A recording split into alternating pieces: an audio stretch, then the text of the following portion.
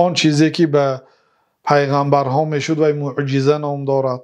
چه خیلی که مثلا پیامبر صلی الله علیه و سلم آبی کم بود، دستای مبارکشون داخل آب کردند و وقتی که دستاشون گرفتن از انگشتاشون آب میچکید. از ما هم اگر دستمون با آب گیریم دراریم و گیریم آب میچکد، لیکن کنده میشد. بعدی که از آن پیامبر صلی الله علیه و سلم کنده نشد، آمدن میگرفت. حتی چندین نفر صحابه ها هم سیر شدن، هم طهارت کردن و همه کفایتی کرد. این یکی از معجزه هاشون. یکی از معجزه هاشون وقتی که مشرکای عرب اومد که این ماه به دو تقسیم کن، گفت پیامبر صلی الله علیه و سلم با دستشون ماه هم تو کرده به دو تقسیم کرد. یک تاش به بالای یک کوه موندن، یک قسم دیگرش به بالای دیگر کوه موندن. حتی همین واقعه وقتی که اجرا کردن ایمان نآوردن، گفتن که این چشمای ما بست، سحرگری کرد. بعد یک ماه مسافرها اومدن.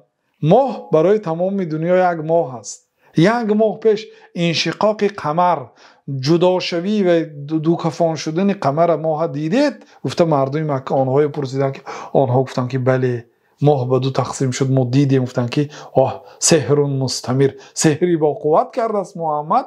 یعنی یک سحری کرده است که فقط به مکه نه و تمام دنیا رسیده است. گفتن خلاصه این معجزه های پیامبر از بزرگترین معجزه پیامبر صلی الله علیه و سلم، یگانه معجزه ای که تا قیامت باقی ماند این قرآن کریم است. هر یک پیغمبر معجزه داشت، معجزه هاشون همراه خداشون رفت. حضرت موسی اگر عصاشون پرتون اژدها میشد، دستشون بتگی دستشون میماندن و میگرفتن، روشنی میداد. لیکن وقتی که موسی از دنیا گذشتن معجزه هاشون هم قطعشون رفت. حضرت عیسی اگر نابینای هم تو دستشون گده، اگر چشمش مالم بینا میشد، کله اگر سرش مالم مو میبرامد، موی شینانده نمیگشت، $1 به یک دان مو، یک کفشون گده هم تو مالدگیشون مو برامد، پیسه هم تو دستشون میمالیدن درست میشد.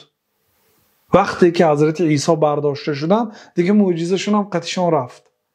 پیامبر صلی الله علیه و سلم هم چنین معجزه ها زیاد داشتن، همش همراهی خودشون رفت غیر قرآن. قرآن معجزه هست، یگانه معجزه ای که تا قیامت باقی میمونه این قرآن است. قرآن معجزه چه خیل؟ قرآن کسی خواند، خواه کافر خواه مسلمان، اگر به زبان عربی معناش فهمد و باید به قرآن تسلیم شود. قرآن یعنی معجزه برای چی بود؟ یک آدمی کافر بیا دین مقدس اسلام رو قبول کن، گویم من برای چی این دین قبول کنم؟ این دین چی خصوصیت داشته است؟ چی فایده دارد؟ گوید پیامبرها مثلا معجزه نشان میدادن. بعد معجزه چیزی که دیگرها را از این کار عاجز میکند، دیگرها از اجرای این کار ناتوان هستند. بعد ایمان می آورد، دید که پیغمبر حق است، ایمان می آورد.